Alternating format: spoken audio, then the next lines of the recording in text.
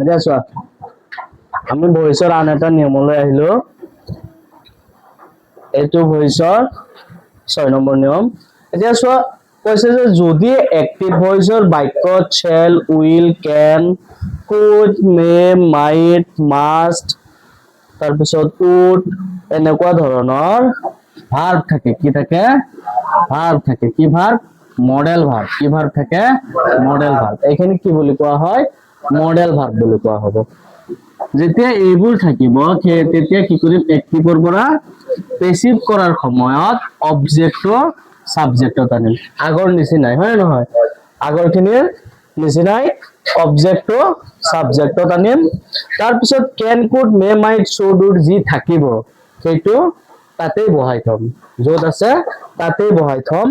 বহাই থৈ সেইটো বহুৱাৰ পিছত কি কৰিম? তাৰ পিছত can, could, may, might, should, would যি থাকিব তাৰ পিছত কি লগাম? বি লগাম। তাৰ পিছত কি লগাই দিম? বি এটা লগাই দি মেইন ভাৰ্বটো থাৰ্ড ফৰ্ম কৰিম। মেইন ভাৰ্বটো কি লৈ আহিম? থাৰ্ড ফৰ্ম, অৰ্থাৎ পাস্ট পাৰ্টিসিপল ফৰ্মত বহাই দিম। বহাই দি কি কৰিম? বাই প্ৰিপজিশন লগাই দিম আৰু লগাই সাবজেক্টটো অবজেক্ট কৰি দিম। সিম্পল। ইয়াত এটা বস্তুৱে বেছি আছে, সেইটো হ'ল যে can, could, may, might, should, would এইবোৰ থকাৰ পিছত তাৰ পিছফালে কি লগাই দিম? বি লগাই দিম। তাৰ পিছত কি লগাই দিম? বি লগাই দিম। ইয়াত আৰু পেসিভ ভইচৰ বিভাৰ বিচাৰি যাব নালাগে। এইটো আগতকে সহজ আছে। যেনে ইয়াৰ চোৱা এইটো কি ভইচ? Active voice. এইটো কি ভইচ? এক্টিভ ভইচ হয় নে নহয়? এক্টিভৰ পৰা এতিয়া কি কৰিব লাগে? পেসিভ কৰিব লাগে। আগৰ নিচিনাই কি কৰিম? যে অবজেক্টটো কি হলৈ লৈ আহিম? সাবজেক্ট লৈ আহিম।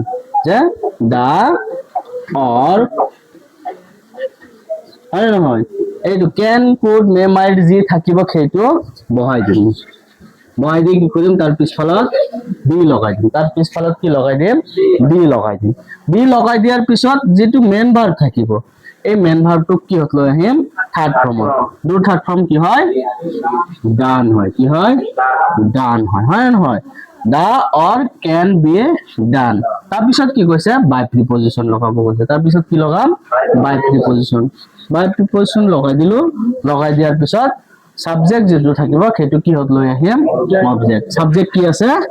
আই আছে। আইটো অবজেক্টত গলে কি হ'ব? মি হ'ব। বুজিছে? এইটোৱে হ'ল সিম্পল ফৰ্ম একদম যে মডেল ভাৰ্ব। যেতিয়া can, could, may, might, should, would এইবোৰ কি হিচাপত থাকিব?